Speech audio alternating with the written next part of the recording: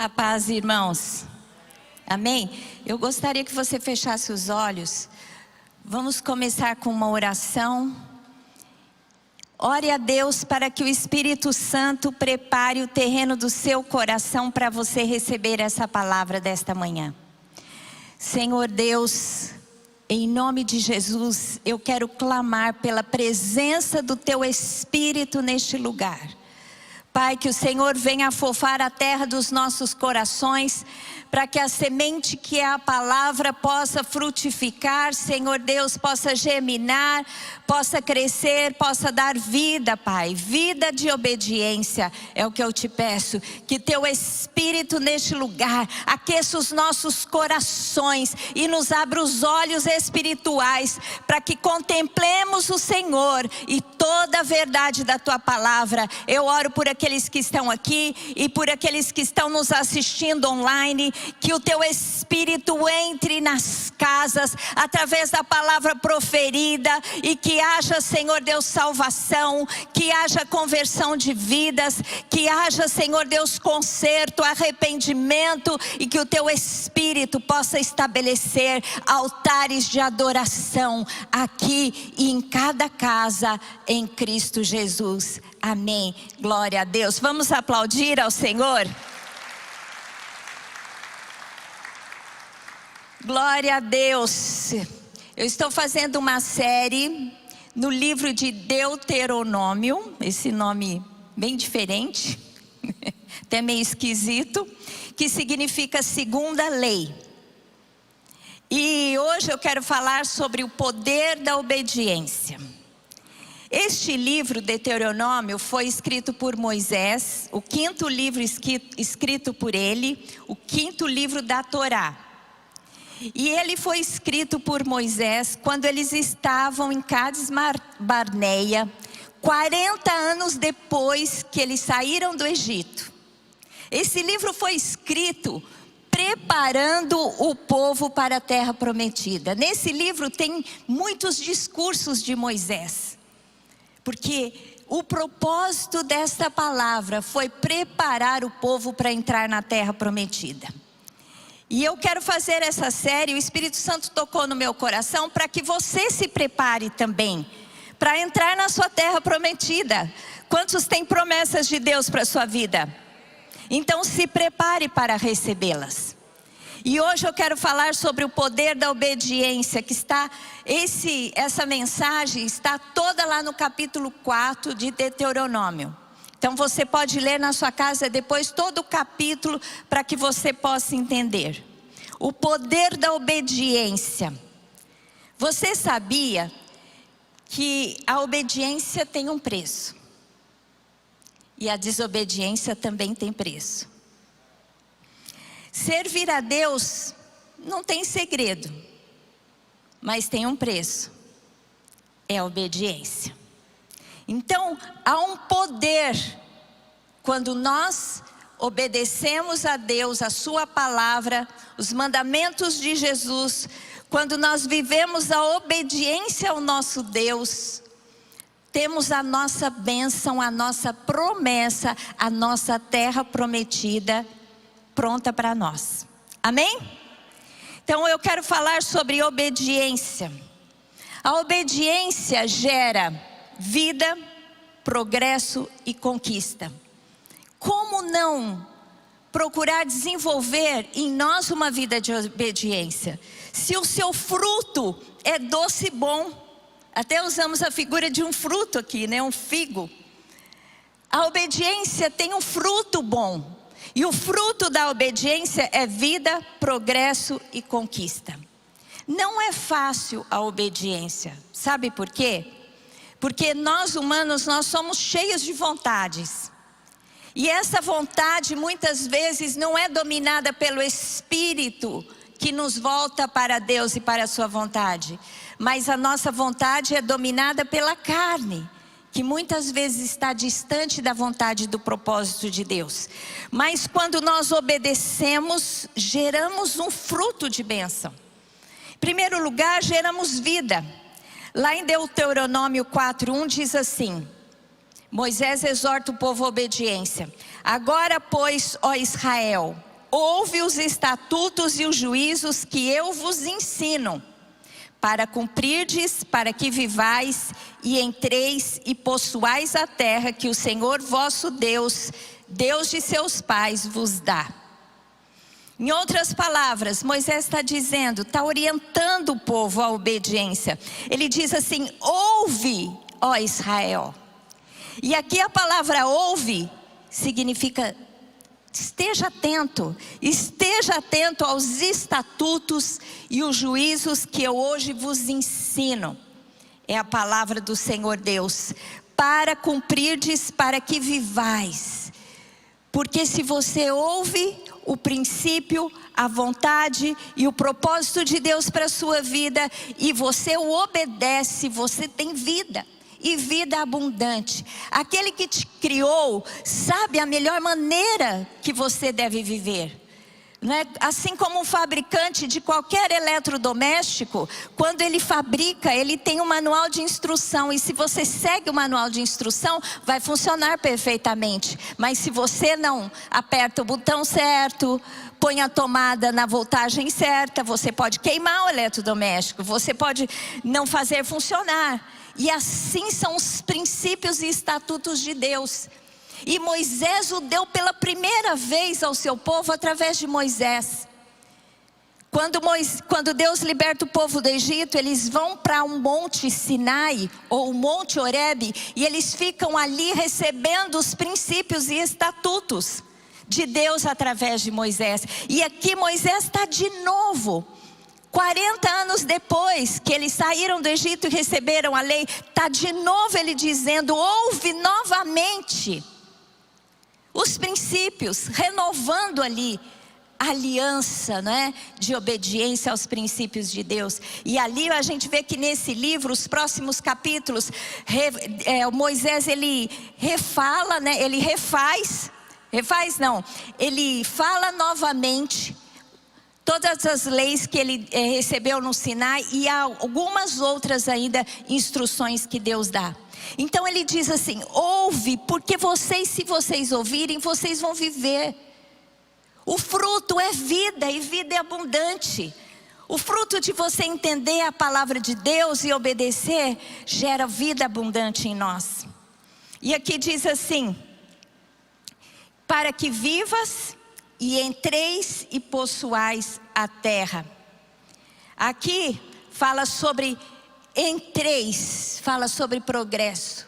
Vocês vão receber, vão viver o bem, o propósito, a bênção de Deus para a sua vida, e vocês vão entrar. Porque a vida cristã, segundo a vontade de Deus, ela é dinâmica. Ela não é estagnada. Ela não é parada, mas ela é cheia de progresso, porque Deus comunicou em nós aquilo que Ele tem, que é o empreendedorismo. Deus é criador e Ele continua crescendo, criando. E a gente vê que a sua criação está expandindo. Os cientistas não conseguem nem explicar como que se dá a expansão de tudo que é criado.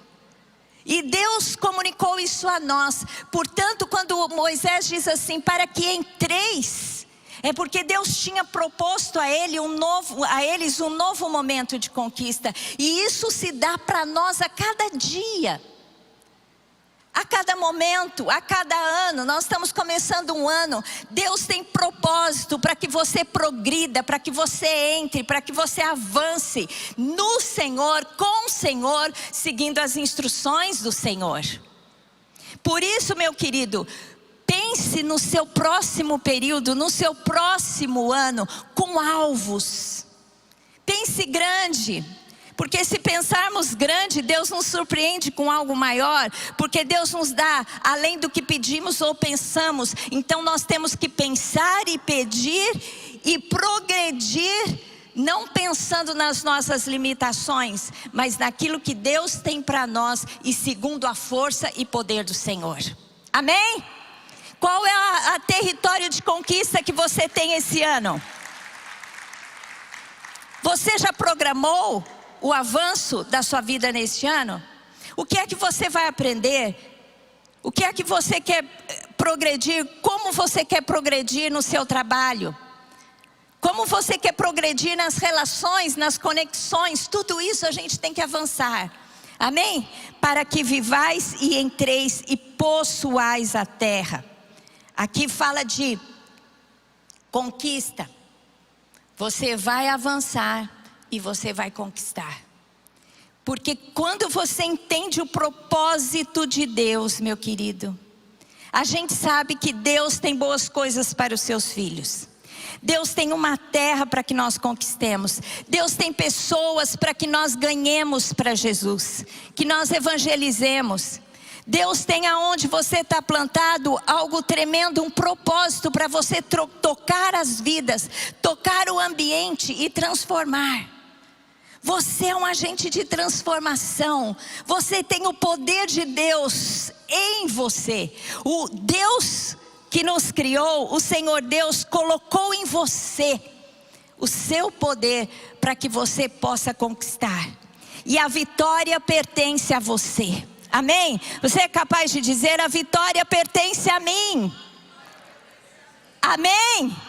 Em Cristo Jesus, que é aquele que nos faz triunfar, é aquele que sempre nos conduz em triunfo. Diz a palavra de Deus, Deus sempre nos conduz em triunfo. Quando nós estudamos a vida de Davi, Davi foi um homem tremendo que nunca perdeu uma batalha, porque ele tinha intimidade com Deus. Quando ele avançava, ele ia com Deus, ele ia na estratégia de Deus, não com armas humanas, nem estratégias humanas, mas na direção e no favor de Deus. E você tem que ir na direção e no favor.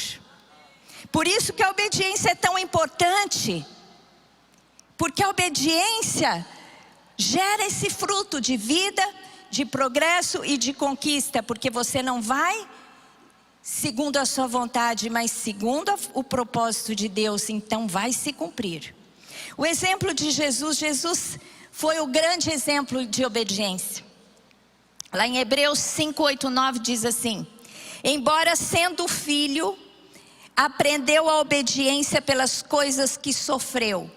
E tendo sido aperfeiçoado, tornou-se o autor da salvação eterna para os que lhe obedecem. Aqui diz assim, que Jesus sendo filho, ele aprendeu a obediência pelo que sofreu. Gente, olha que coisa tremenda. Jesus, o Filho de Deus, teve que aprender a obediência. Imagina eu e você. Obediência é algo que nós precisamos aprender. E ele aprendeu pelo que sofreu. Sabe por que ele aprendeu pelo que sofreu? Vocês lembram quando ele estava lá no jardim do Getsemane? Ele sabia para que ele tinha vindo. Ele sabia que ele veio para morrer e pagar o preço de morte por nós. No entanto, ali ele teve uma luta. Ele disse para Deus: Deus, se possível, passa de mim esse cálice, mas que seja feita a tua vontade. Meus queridos, obedecer, como eu disse aqui, tem um preço. Seguir a Jesus não tem segredo, mas tem um preço: obediência. E aqui Jesus pagou o preço da obediência, porque ele, sabendo que ele ia sofrer, e ele já lá no Getsemane, sentindo toda a opressão espiritual, ele suou sangue, de tão intensa que foi a luta espiritual. Ele teve que lutar contra Satanás, contra os demônios, mas ele teve que lutar contra ele mesmo, porque a vontade dele não era ir para a cruz, a vontade humana. Mas o que ele diz? Que não seja feita a minha vontade, mas a sua. Meu querido, tem hora que a tua carne vai gritar tanto, você vai querer fazer aquilo que Deus não se agrada. Você vai querer comer que Deus não se agrada, beber, frequentar lugares que Deus não se agrada, ter relacionamentos que Deus não se agrada. E tudo isso o Espírito vai falar com você. Porque se você tem o Espírito Santo de Deus, ele vai falar com você quando você vai fazer algo que não agrada a Deus. E aí é que entra a obediência. Jesus aprendeu a obediência pelo que sofreu, porque a hora que ele estava lá na maior luta, ele sabia que ele tinha que fazer a vontade do Pai e ele obedeceu. Então ele é o nosso grande exemplo. E ele disse assim lá em João 14, 21. Aquele que tem os meus mandamentos e os guarda, esse é o que me ama. E aquele que me ama será amado por meu Pai, e eu também o amarei e me manifestarei a ele. Amém? Não é lindo isso? Você ama Jesus? Guarde os seus mandamentos. Nós temos que amar a Jesus de palavras, mas não só de palavras, mas de ações, guardando-lhes os mandamentos. Então é importante que saibamos o que é que Deus espera de nós, os mandamentos de Jesus. Jesus, ele disse assim, Jesus trouxe um novo mandamento. Jesus, o livro que ele mais citou, eu já falei aqui, é Deuteronômio. Sabia disso? O livro do Velho Testamento, que era o que eles tinham na época, que Jesus mais citou foi Deuteronômio. Sabe por quê?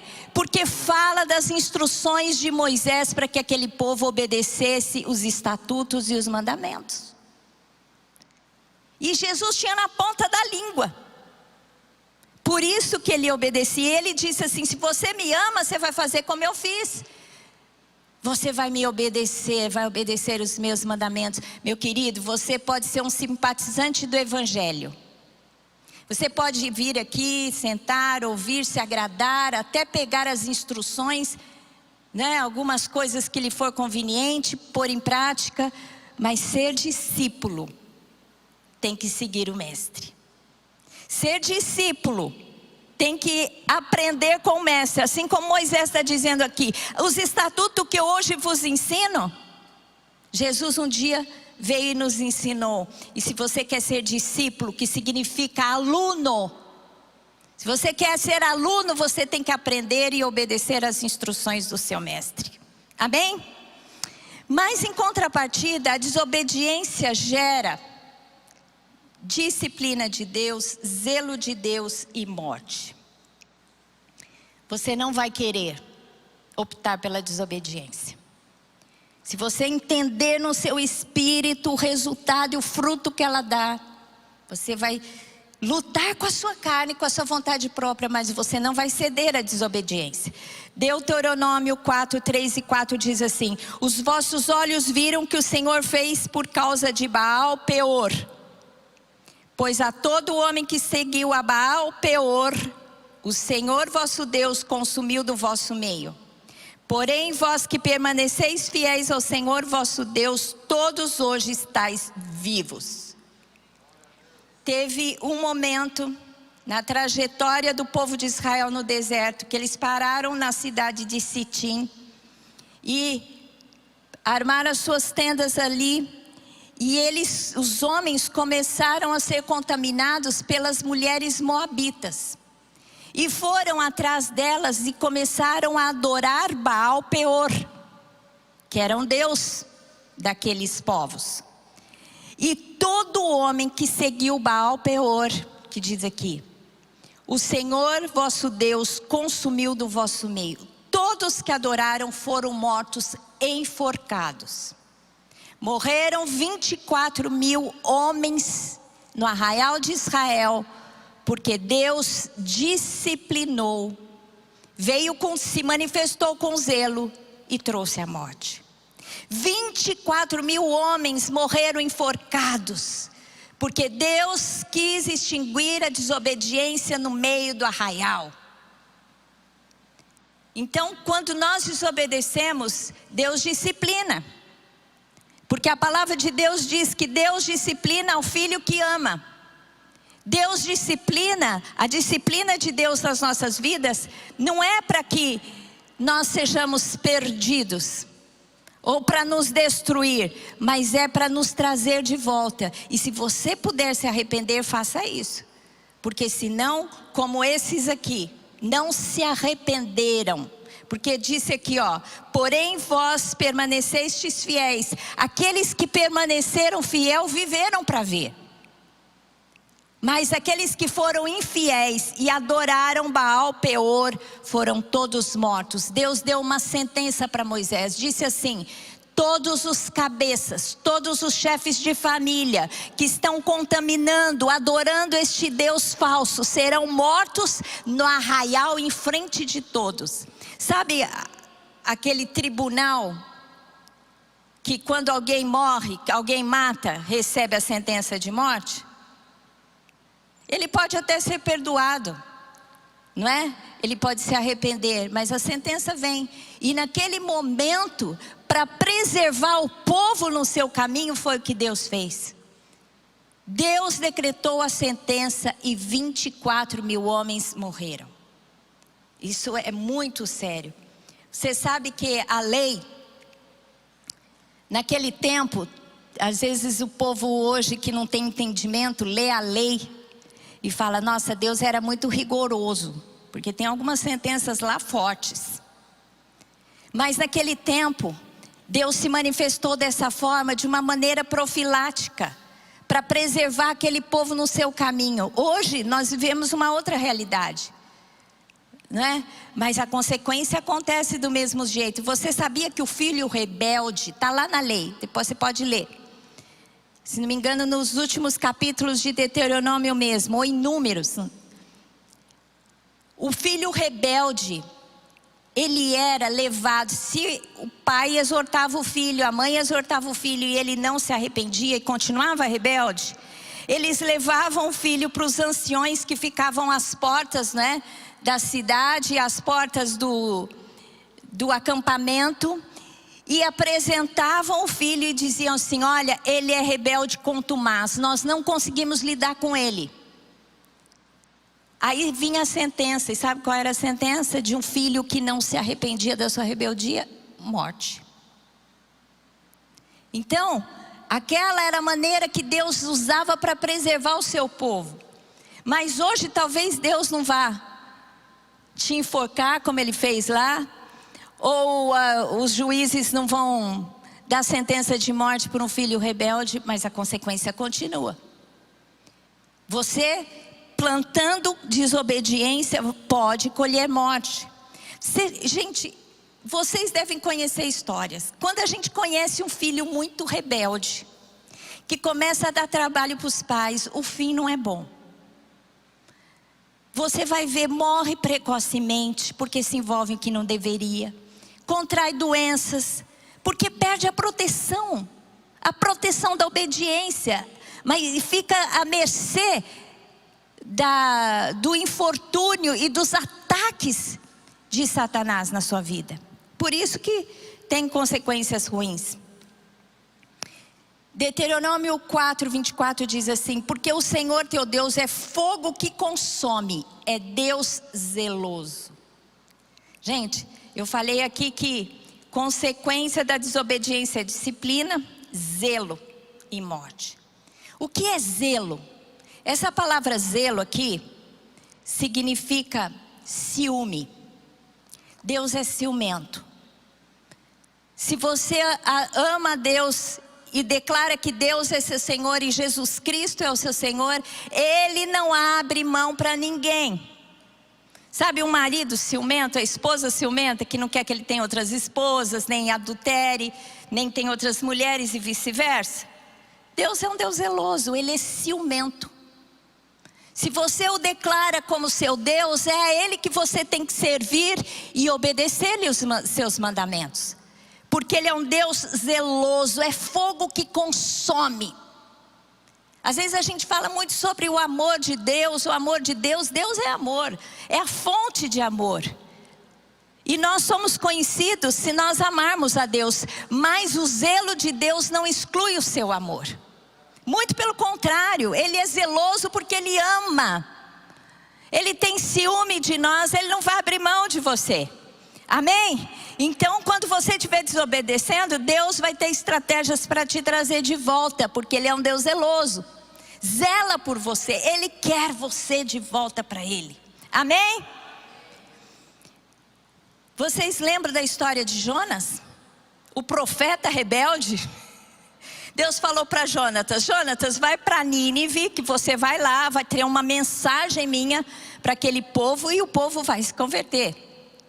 Jonatas como tinha os ninivitas como um povo inimigo, ele desobedeceu. Em vez dele ir para Nínive, ele foi para a direção contrária. Mas Deus é um Deus zeloso, não queria perder o profeta. O que Deus fez? Botou o profeta dentro da boca de um peixe, até que ele se arrependesse e entendesse o propósito. Aí Deus fez o peixe cuspir ele no porto certo. Ele não quis ir para o porto certo, mas Deus, pela sua misericórdia, tratou com ele até que ele estivesse pronto a dizer: Senhor, eu aceito a tua vontade, me manda para o porto certo. Então, meu querido, escolha o porto certo. E quando Deus disser para você, vai nessa direção, não vá em caminho oposto, porque Deus vai fazer você retornar. O exemplo de Davi, chamado homem segundo o coração de Deus. Mas Davi, em uma área, ele foi rebelde. Ele sabia que ele não deveria adulterar, ou seja, ter uma mulher que não era mulher dele. No entanto, teve um momento que ele foi tentado. Vocês conhecem a história. Ele estava lá no palácio, na época de guerra, todos os homens saíram para a guerra, e ele, que devia ter saído para a guerra, não saiu, ficou lá, cabeça vazia, né, oficina do diabo. Ficou lá passeando no seu palácio, e a hora que ele estava passeando na sacada, olhou e a vizinha, uma mulher linda, estava se banhando, e ele viu aquela mulher nua, se atraiu por ela, a chamou, né, para o palácio, a possuiu. Ela era casada e ela engravida. E quando ela engravida, aí o problema fica gravíssimo, porque como que ela ia justificar aquela gravidez se o marido dela estava na guerra? E ela, se descoberta grávida de um homem que não era o marido, a lei dizia que ela tinha que ser morta por apedrejamento. Então Davi, e ele também, caso fosse descoberto. Então o que acontece? Ele engendra um plano. Ele traz Urias, o marido de Betsaba. Betsaba? É. E fala para ele: vai deitar com a sua mulher. Urias era tão Caxias que quis ficar com os soldados dele ao relento e não foi dormir com a mulher. Aí o que Davi falou? Não teve jeito, vou ter que matar Urias.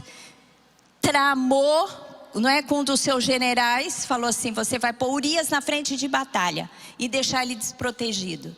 E foi o que ele fez. Urias morreu. Davi casa com Betsaba. E aí o que acontece? Deus leva o profeta lá e fala assim: olha o que você fez. Você pecou contra o Senhor. O que aconteceu? Ele começou a chorar e se arrependeu. E quando ela tem o filho começa a ficar doente e ele chora, jejua, chora diante de Deus, e Deus leva a criança, morre a criança. E aí ele, arrependido diante de Deus, o que acontece? Ele se refaz. Quando a criança morre, ele entendeu a sentença de Deus, ele se refaz e vai dormir de novo com a Batseba. Quem nasce? Salomão. Olha que coisa linda. Salomão, o sucessor de Davi, um tipo de Cristo, porque Salomão é um tipo de Cristo, o príncipe de paz. Ele nasceu de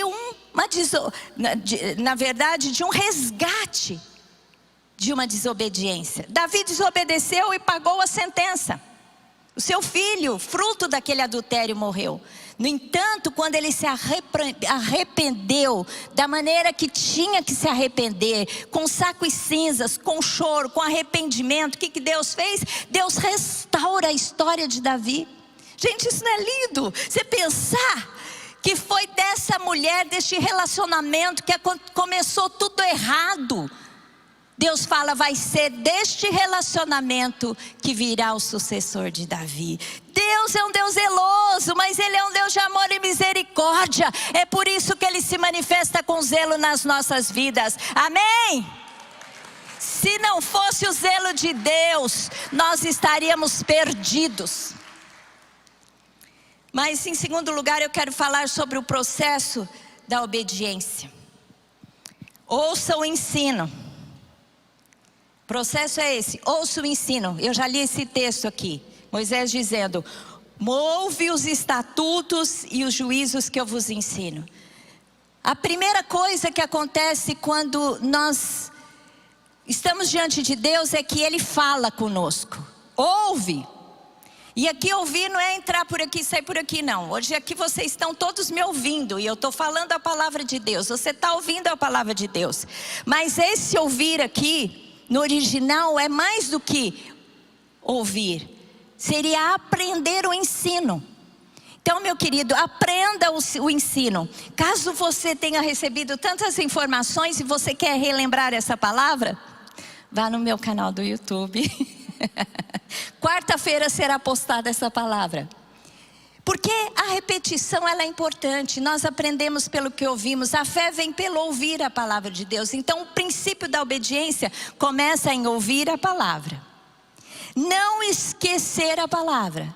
Porque você pode ouvir aqui e na segunda-feira esquecer. Por isso que tem uma máxima, né? Uma frase que diz assim, que nós somos a igreja da segunda-feira. Por quê? Porque aqui você é treinado. Quando você está aqui no domingo, o que você está recebendo aqui é treinamento. Mas você vai ser igreja, vai ser discípulo de Jesus amanhã. Quando você tiver que lidar com as situações da sua casa e fazer a vontade de Deus. Quando você estiver no seu trabalho e fazer a vontade de Deus. Nós somos discípulos de segunda. Porque o domingo é treinamento e segunda é ação. Então não se esqueça.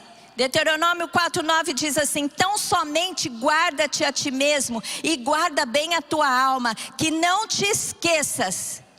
Diga assim: não posso esquecer. Sabe aquela coisa a gente amarrar? Para não esquecer as coisas, eu pego o anel, por exemplo, esse anel eu sempre uso aqui, aí eu ponho nesse dedo aqui. Aí ele fica me incomodando. Aí eu penso, que será que eu preciso lembrar mesmo? Você tem que ter subterfúgios para lembrar a palavra. Eu tenho um subterfúgio, eu tenho uma estratégia, eu escrevo. Quando Deus me fala alguma coisa, eu escrevo, porque às vezes eu esqueço. Deus me dá direção para o ano, Deus me dá direção para o mês, Deus me dá direção para o próximo passo. Mas se eu não escrever, pode ser que eu me perca pelo caminho, as minhas instruções. Então escreva a palavra. Fale, leia várias vezes, pronuncie, eu declaro, gente, olha, Deus me falou isso, Deus me falou aquilo. A outra parte é, ensine as próximas gerações. Aqui diz assim, Deuteronômio 9:10, não te esqueças no dia em que estiveste perante o Senhor teu Deus em Horebe, lá no Sinai, quando o Senhor me disse, reúne este povo e os farei ouvir as minhas palavras, a fim de que aprenda a temer-me todos os dias que na terra viver, e as ensinará a seus filhos. Deus é um Deus de gerações. Quando Deus dá os 10 mandamentos, Ele diz assim, que nós devemos adorar ao Senhor, porque se formos fiéis ao Senhor, o Senhor visitará até 1000 gerações daqueles que o adoram. Então, meu querido, Deus é um Deus de gerações. Quando você aprender, você tem que passar para os seus filhos, passar para os seus netos, aos filhos e filhos dos filhos. Então agora eu já ensinei minha filha. Ainda de vez em quando tenho que voltar e dar alguns conselhos. Mas eu já formei a minha filha. Agora eu estou ajudando a formar os meus netos na palavra. Glória a Deus. Gente, eu sou um fruto de bênção. Onde o evangelho chegou a gerações. Eu sou de gerações, por parte de mãe, de uma família cristã evangélica. Eu tenho inúmeros pastores na minha família. E quando a Érica nasceu, né, eu ministrei, ela vai ter a minha herança, a nossa herança sacerdotal. E quando ela foi casar com Ramon, eu pensava, eu sempre orei para que Deus desse a ela um marido pastor. Eu queria que ela estivesse no ministério, exercesse o sacerdócio, porque eu creio que o sacerdócio não é para pessoas, mas é para famílias. Então eu queria que ela fosse pastora e casasse com um pastor. De repente ela casa com Ramon, um empresário. Eu falei, alguma coisa errada tem aí. Até que Deus o chama e hoje ele é pastor.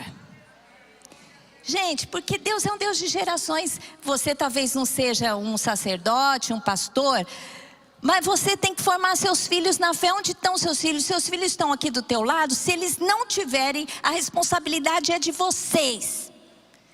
Ou vocês não ensinaram direito, ou ensinaram direito, mas eles estão no descaminho. Então a sua obrigação é orar e gemer diante do Senhor até que eles voltem. Amém? Porque tem aqueles, né? Tem uma promessa de Deus. Se você tem um filho que está fora do caminho do Senhor, você tem que pegar uma promessa que diz assim: ensina a criança no caminho que deve andar, e quando for velho não se desviará dele. Tem um evangelismo que tem 100% de colheita.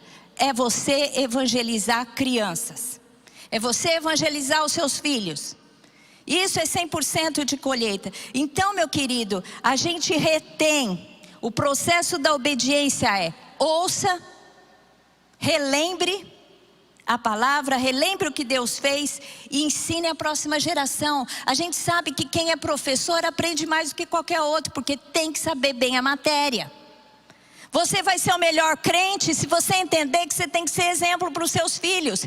Porque se você ensina para o seu filho não mentir, você ficar mentindo no telefone para dar desculpa, ele vai saber que você é falso. Então, meu querido, professor, não é?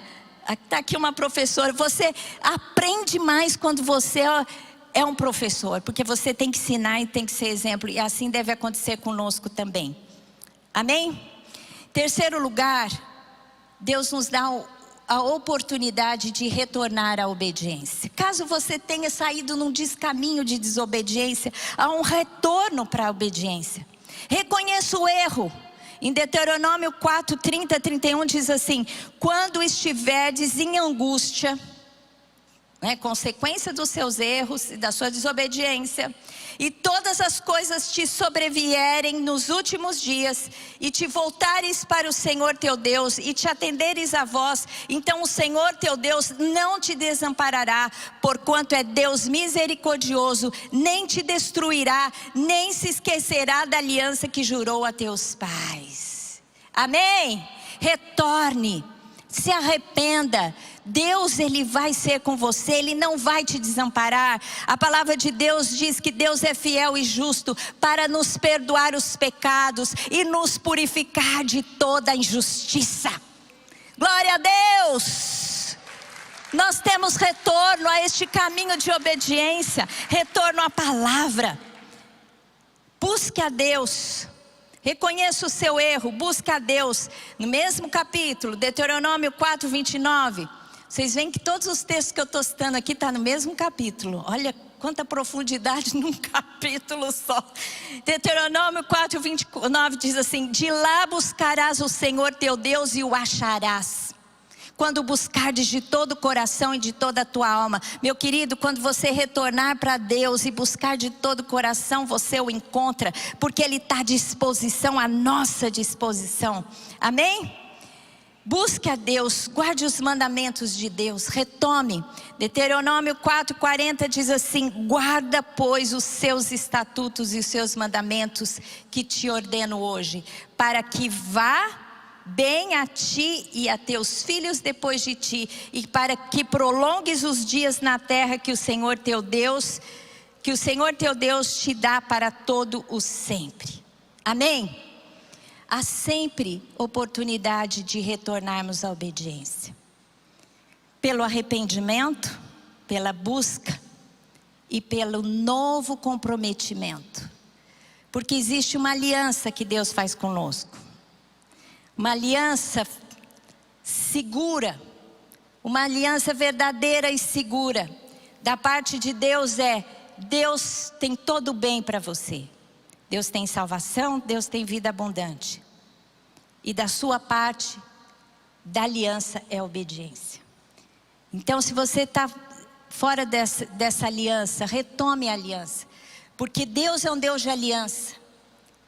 E Ele tem aliança com você. E Ele se alegra quando você volta a Ele. Amém? Eu quero terminar essa palavra com o texto que está lá em Salmos 119, 47 a 48. Terei prazer nos teus mandamentos, os quais eu amo. para os teus mandamentos que amam. Levantarei as mãos e meditarei nos teus decretos. Gente, que coisa linda que Deus espera de nós, que nós amemos os seus decretos, que nós amemos a sua palavra, que os decretos, os mandamentos do Senhor são a demonstração do amor de Deus por nós. Sabe quando você ama tanto um filho que você fica assim: filho, não põe a mão na tomada, não faça isso, não faça aquilo. Você tem medo que o seu filho sofra algum dano. É assim com Deus, através dos seus mandamentos. Então, meu querido, ame os mandamentos do Senhor. Ame a sua palavra. Reverencie a sua palavra. Levante as mãos. Medite nos seus decretos. Deus deixou um livro onde revela todo. Para mim a Bíblia é uma carta de amor. A Bíblia é assim, eu sinto isso na Bíblia. Eu tenho amor pela Bíblia. Eu sinto como se Deus falasse comigo as palavras de amor. Então é isso. Eu quero terminar essa palavra. Desculpe a minha emoção. Eu quero terminar essa palavra assim: seja obediente a Deus, porque os seus decretos, os seus mandamentos são a demonstração do amor de Deus pelas nossas vidas. Amém? Feche os seus olhos. Você que está aqui e você que nos ouve online, se você não entregou a sua vida para Jesus ainda, você pode fazê-lo orando comigo. Ore assim, diga assim: Senhor Deus, eu entendo a manifestação do teu amor através de Cristo Jesus, porque Jesus Cristo veio e morreu por mim, porque o Senhor me amou e através dele o Senhor me traz de volta para ti. Por isso, Senhor Deus, eu aceito o sacrifício de Jesus e eu entrego minha vida a Ele. Senhor Deus, quebra todas as cadeias com o mal e me dá, Senhor Deus, uma vida nova de compromisso e de obediência com o Senhor Deus em Cristo Jesus. Amém? Se você fez essa oração de entrega, levante. Se você fez essa oração de entrega, levante a sua mão. Tem alguém aqui que fez essa oração de entrega hoje? Não temos ninguém aqui. Se você está online e você fez essa oração de entrega pela primeira vez, você, por favor, acione o QR Code, porque tem instruções aí. Nós queremos conhecer vocês. Você que aceitou a Jesus e abençoar a sua vida com instrução, com cuidado, com oração, tá bom? E eu gostaria que você levantasse agora, nós vamos orar.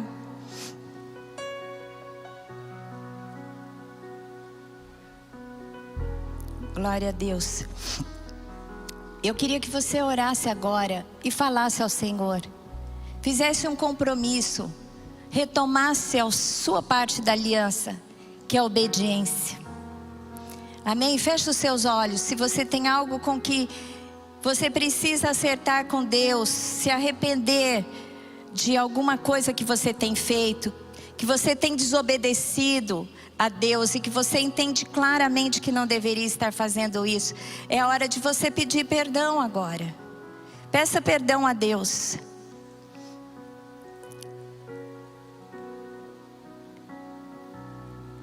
Senhor Deus, em nome de Jesus, a tua palavra diz que o Senhor é fiel e justo para nos perdoar os pecados e nos purificar de toda injustiça. Por isso agora, Senhor, que o teu perdão e a tua misericórdia alcance a todos nós.